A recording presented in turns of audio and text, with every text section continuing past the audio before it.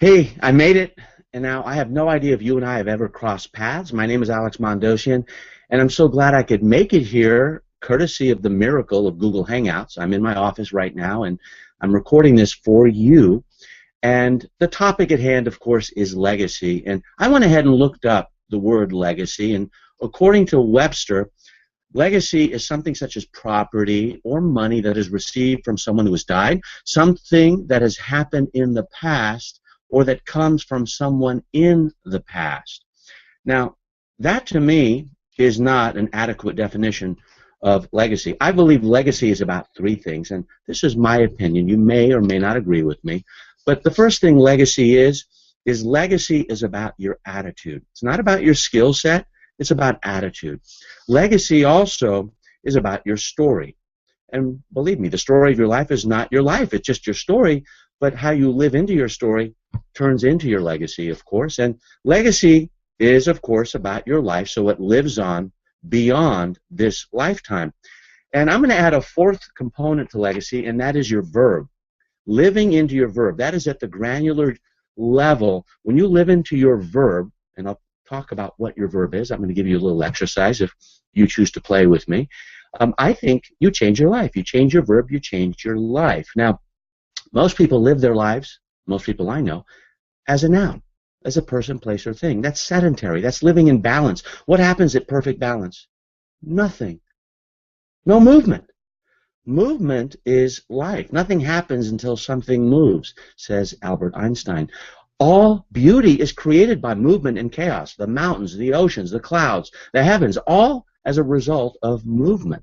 Gravity causes movement. So I don't believe in balance. I believe in harmony, and I believe where when you're giving 10%, someone else can give you 90%. Think of your closest relationships. And when you're giving 90%, you're trusting that when that person's giving 10, they're going to be giving 90 when you're giving 10. I hope this is making sense. And the reason I bring this up is because I want to know what your verb is. And I want all of you in that room to share your verb with others.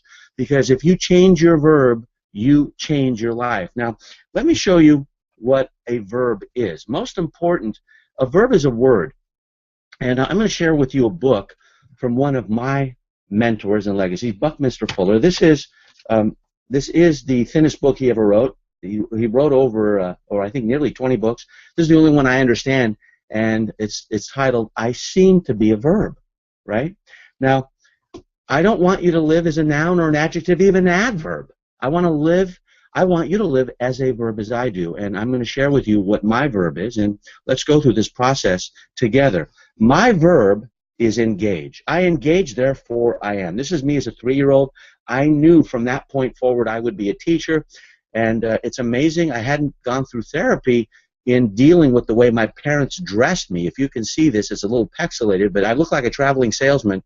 And this is the year 1969. And so this is little Alex at 3 years old. I engage, therefore I am. In other words, not I think, therefore I am. That was someone else's verb. This is my verb. I engage. What's your verb?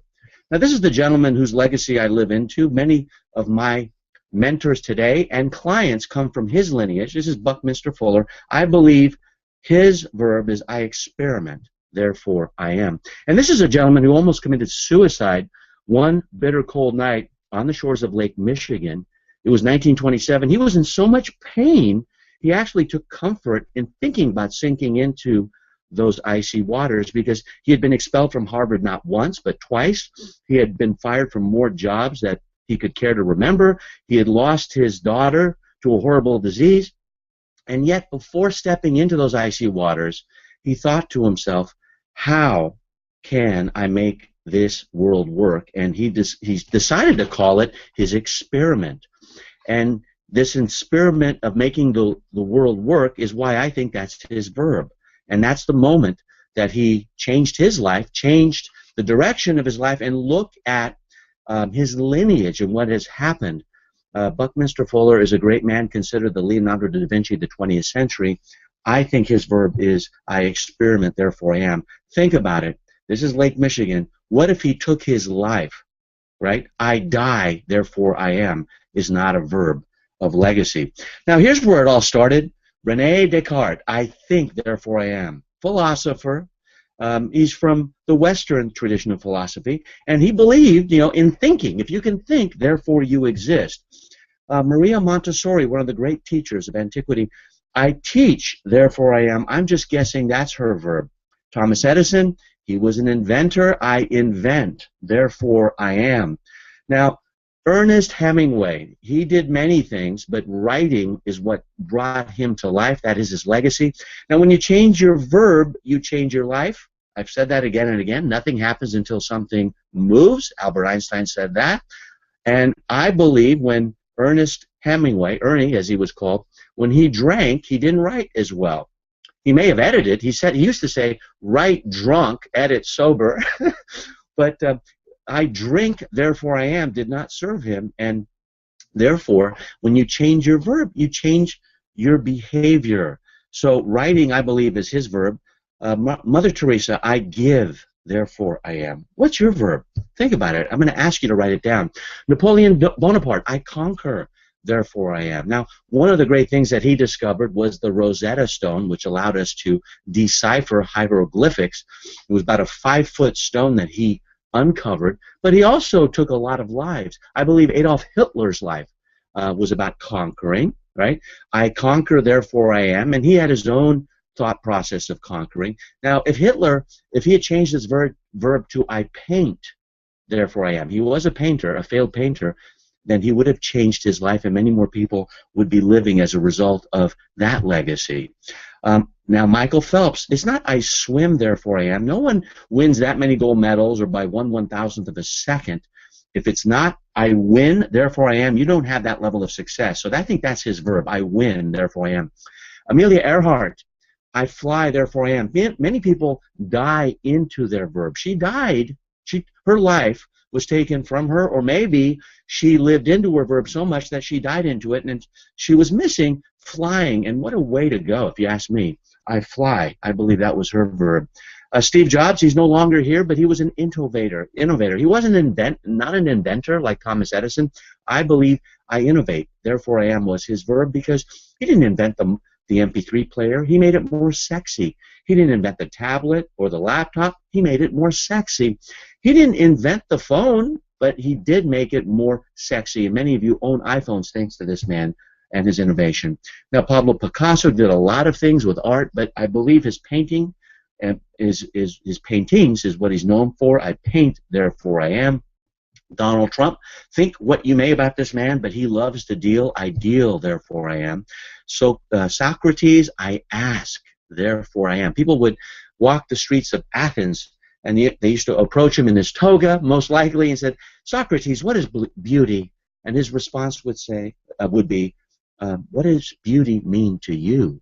So there's a power of the question mark, which is much more powerful than the exclamation point. Edith Piaf, if many of you listening and watching this, if you're old enough to remember, she died into a verb. She died on stage. Edith, if you're old enough to remember her, I sing, therefore I am. Beautiful voice. There's Frank Lloyd Wright. He was one time in court. He put his hand over a Bible, and they said, sir, please state your name. He says, I am Frank Lloyd Wright, the greatest architect of all time. They said, sir, can you be a little bit more humble? He said, no, I am under oath. He believed in design. I design, therefore I am, I think is his verb. Tiger Woods, he's all about improvement. Used to be the greatest golfer of all time. Then he had a little hiccup. He changed his verb. I cheat, therefore I am. Cheating did not serve him. And women came out of the woodworks, and cheating became what he was all about. Then he sunk into oblivion, golfing. Now he's coming back. I really give him credit for that. Think what you may about him, but he is all about improvement. I improve, therefore I am. Oprah Winfrey, I empower. Again, I'm guessing, but I empower, therefore I am. What is your verb? What is your verb? Think about it right now. Now, you can have many different verbs, but I want you to think about one, and I want you to write it down. And then when you write it down, see if there's something that you can do to put it on your chest or over your heart. If there's a sticker, or if they can give you a handout of some kind, I don't know if that's possible or not, but if they can't, just think about what your verb is, write it on an index card, and then when you approach someone at that event, at the break, or whenever, Maybe you can do it now. I have no idea what the syntax is and what the timeline is, but show your verb and then go up to someone and say, why is that your verb? When did you first notice it? How do you live into it? Okay? So you see the verb. When did you notice it? And how do you live into it? What a great way to interact with folks, and I hope you do that. My name is Alex Mandossian. I hope you leave a legacy by living into your verb, and I wish I could be there, but this is the next best thing, thanks to Google and YouTube. So once again, I hope our paths cross again, and I hope that you remember that you are not as good as you think you are. You're better. All good wishes.